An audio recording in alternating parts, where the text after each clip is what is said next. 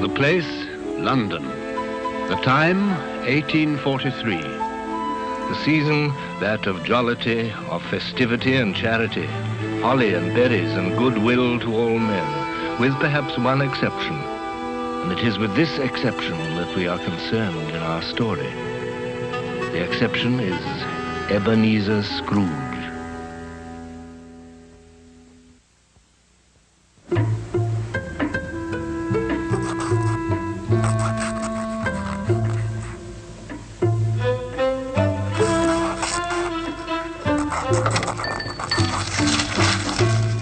A Merry Christmas, Uncle. God save you. Humbug. Christmas a humbug, Uncle? You don't mean that, I'm sure. Oh, but I do.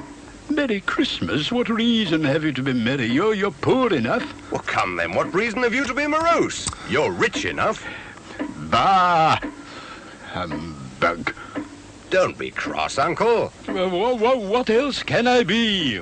Out upon a Merry Christmas. If I could work my will, every idiot who'll go to back with Merry Christmas on his lips should be boiled in his own pudding and buried with a stake of holly through his heart. Uncle! Keep Christmas in your own way and let me keep it in mine. Don't be angry, Uncle. Come, dine with us tomorrow. Never. No, good afternoon. I'm sorry with all my heart to find you so resolute. But I'll keep my Christmas humor to the last. So, a Merry Christmas, Uncle. And a Happy New Year. Good afternoon. And a Merry Christmas, Mr. Cratchit. Merry Christmas, sir. Good afternoon.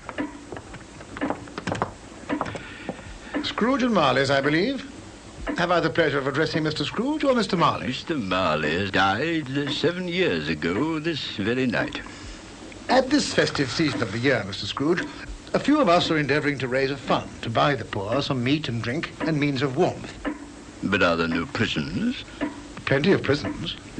And the treadmill and the poor law, the union workhouses, they in full vigour then? Both very busy, sir. Oh, I was afraid from what you said at first that something had occurred to stop them in their useful course.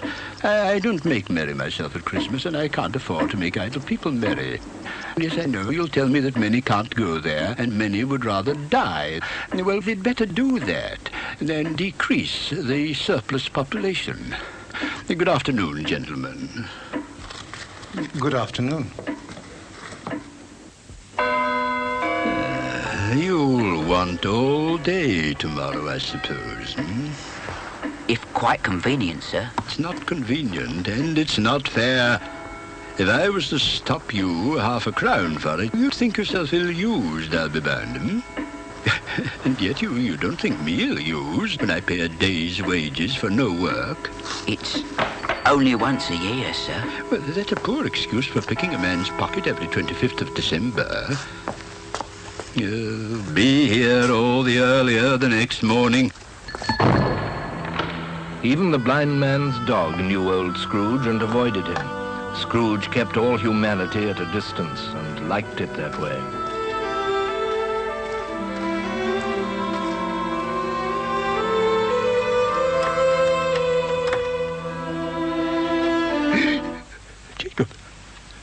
Jacob Marley.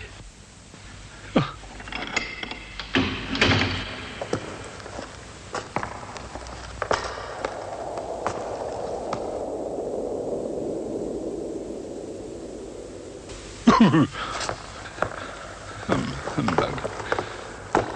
Humbug.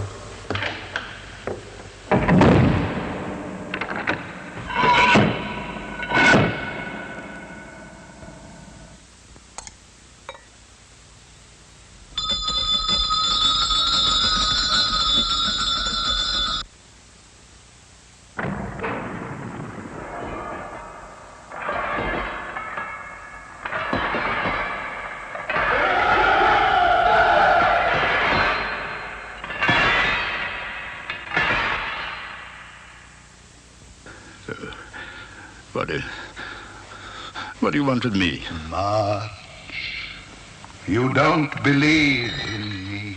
I don't. Because you may be an undigested bit of beef, a fragment of an underdone potato.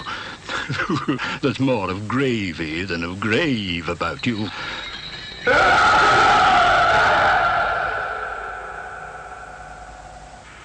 I wear the chain I forged in life. I made it link by link and yard by yard. I girded it on of my own free will, and of my own free will I wore it. Now, you were always a good man of business, Jacob. Business! Mankind was my business. Why did I walk through crowds of fellow beings with my eyes turned down, and never raise them to that blessed star which led the wise men to a poor abode? Hear me. I will. I am here tonight to warn you that you have yet a chance of escaping my fate. Ebenezer, you will be haunted by 3 spirits. Expect the first tomorrow when the bell tolls 1. Expect the second on the next night at the same hour. The third upon the next night when the last stroke of 12 has ceased to vibrate. The air was filled with moaning phantoms. Their misery was plainly that they had lost the power to interfere for good in human matters.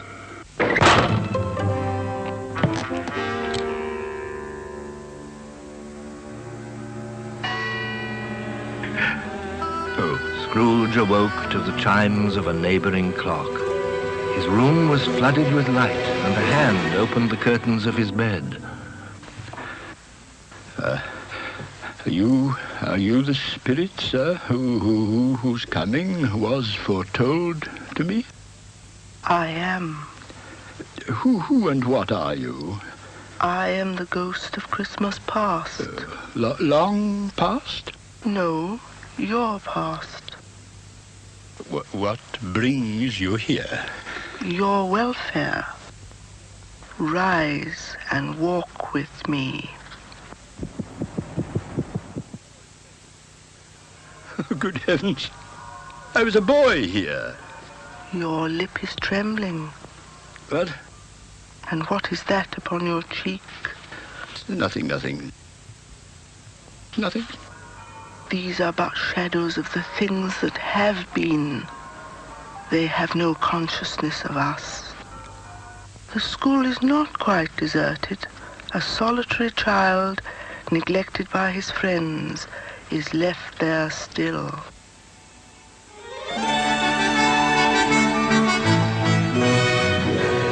Oh, poor boy.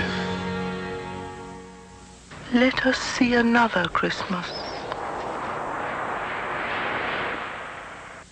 Do you know this place? Know it? I was apprenticed here. Oh, why, it's old Fezziwig. It's Fezziwig, alive again. Yo-ho, my boys. No more work tonight. Christmas Eve, Dick. Christmas, Ebenezer. Clear the way, my lad. Shut up, Ebenezer. Merry Christmas to you. Hilly-ho, my lad. He was very much attached to me.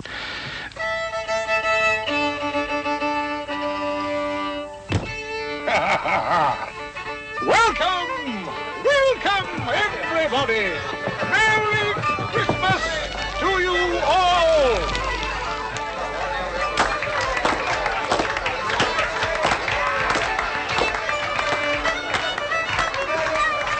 A small matter to make these silly folks so full of gratitude. Small? Why is it not? He has spent but a few pounds of your mortal money, 3 or 4 perhaps. But it isn't that, Spirit. He had the power to render us happy or unhappy, to make our service light or burdensome, of pleasure or of toil. My time grows short. Quick. You are changed. You fear the world too much. There is nothing as hard as poverty, so I pursue wealth. I have seen your nobler aspirations fall off one by one until the master passion, gain, engrosses you. Our contract is an old one. I can release you. Have I ever sought release? In words? No, never. In what then? In a changed nature, in an altered spirit. May you be happy in the life you have chosen.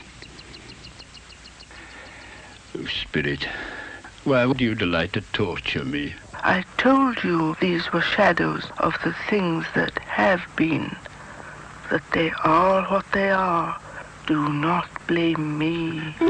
Take me back. Haunt me no longer.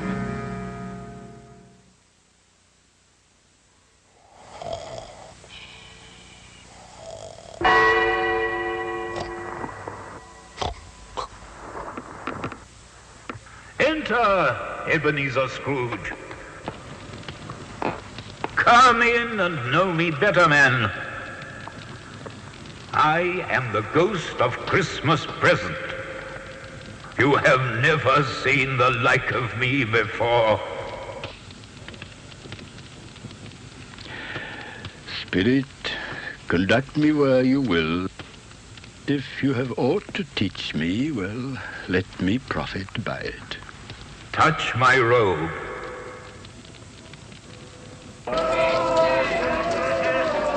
As they walked, the spirit shed from his torch a few drops of good cheer on the passers-by. They stopped to bless the humble dwelling of the Cratchit family.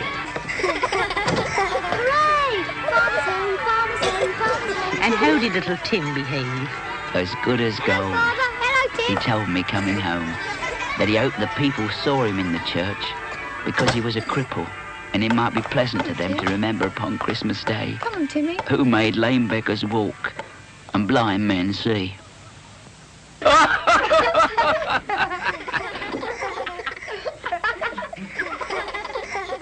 The little boy is lost in the snow.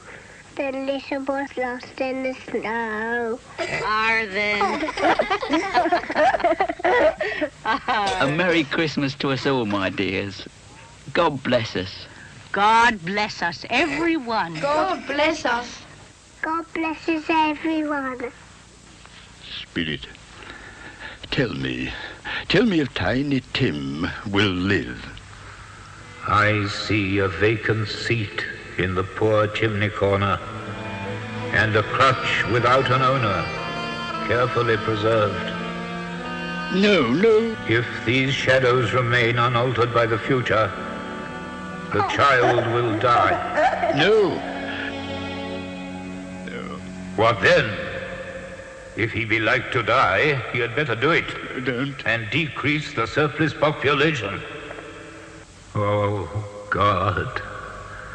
To hear the insect on the leaf pronouncing on the too much life among his hungry brothers in the dust. What place is this? A place where miners live, who labor in the bowels of the earth. But they know me. See? God rest ye merry gentlemen, let nothing you dismay. Remember Christ our Savior was born on Christmas Day to save us souls from Satan.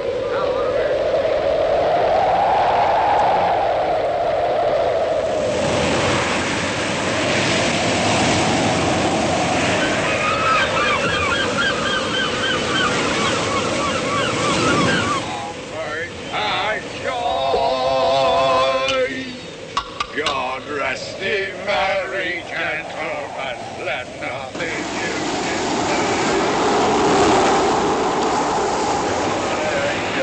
was born on Christmas night to save us all from Satan's path when we have gone astray.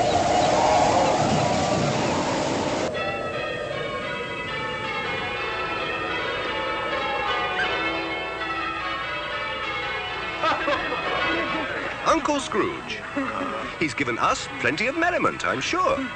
And it would be ungrateful not to drink his health. And I say, Uncle Scrooge. Uncle Scrooge. A Merry Christmas and a Happy New Year to the old man, whatever he is. He wouldn't take it from me, but may he have it nevertheless. My life upon this globe is very brief. It ends tonight at midnight. Forgive me, but I see something strange. Look here. Look, down here. Oh, Spirit, are they yours? They are man's, and they cling to me. This boy is ignorance. This girl is want. Beware them both, but most of all, beware this boy. Have they no refuge? No resource? Are there no prisons? Are there no workhouses? I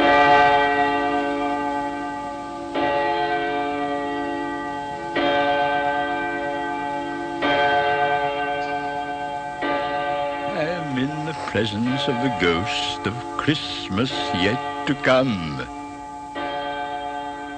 You are about to show me shadows of things that have not happened, but will happen in the time before us.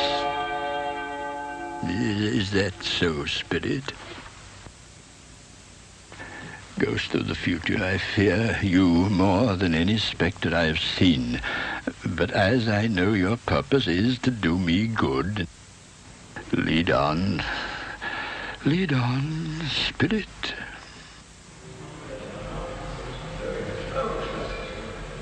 Old Scratch has got his own at last, I hear. Why, what was the matter with him? God knows. It's likely to be a very cheap funeral. I don't mind going if a lunch is provided, but I must be fed.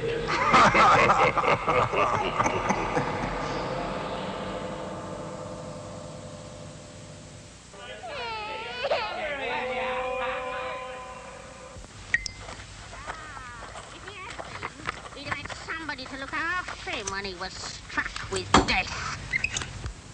Come into the parlour. Come into the parlour. Come into the parlour. Come on. Open that bundle, old Joe.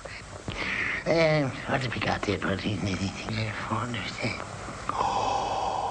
His blankets. Bed curtains. You don't mean to say you took them down, rings and all, with him lying there? Yes, I do. If he wanted to keep him after he was dead, why wasn't he natural in his lifetime? It's a judgment on him. Spirit, I see. Yet I do see.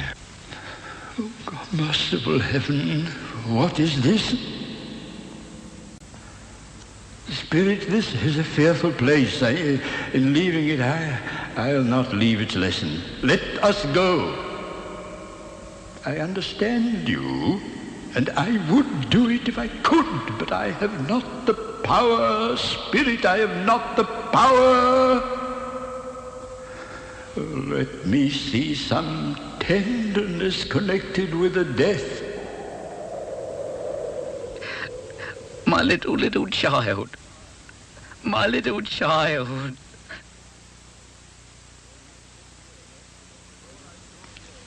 Before I draw nearer to that stone to which you point, answer me one question.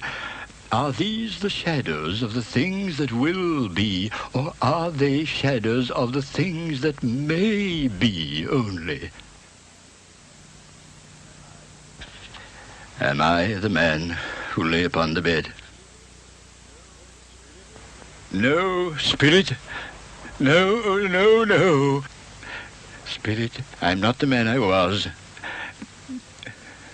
Good Spirit, assure me that I may yet change these shadows you have shown me by an altered life. I will not shut out the lessons that they teach.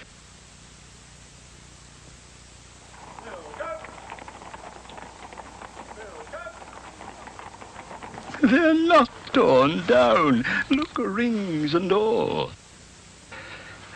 Yes, I will live in the past, the present, and the future.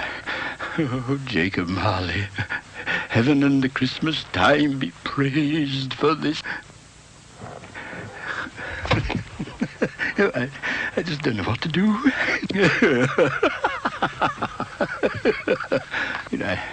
I don't know what day of the month it is. I don't know how long I've been among the spirits. I don't know anything.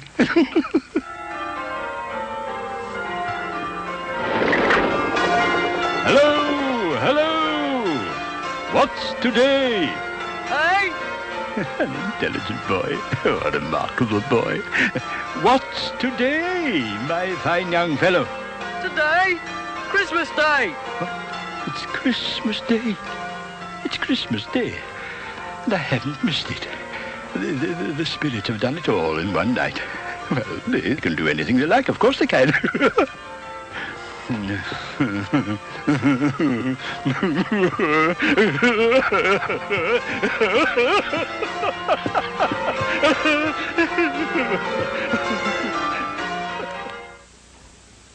I scarcely ever looked at it before, but it's a wonderful knocker. I'll send it to Bob Cratchit, and he shan't know who sends it. My dear sir, how do you do? Merry Christmas to you, sir. Mr. Scrooge? Yes. Well, allow me to ask your pardon. Will you come and see me? I will. I will. Oh, thank you. Oh, bless you. Is your master at home? Yes, sir. He's in the dining room along with mistress. Thank you. I'll just go in myself. Fred. Well, bless my soul. Come in, Uncle. Come in, Uncle. Hello. And what do you mean by coming here at this time of day? I am very sorry, sir. It's only once a year, sir. It shall not be repeated. I was making rather merry yesterday, sir. Now, I'll tell you what, my friend. I am not going to stand for this sort of thing any longer. And therefore, I am about to raise your salary. A Merry Christmas, Bob. A Merry Christmas. I will raise your salary, Bob, and endeavor to assist your struggling family. And we'll discuss your affairs this very afternoon, Bob. Scrooge was better than his word.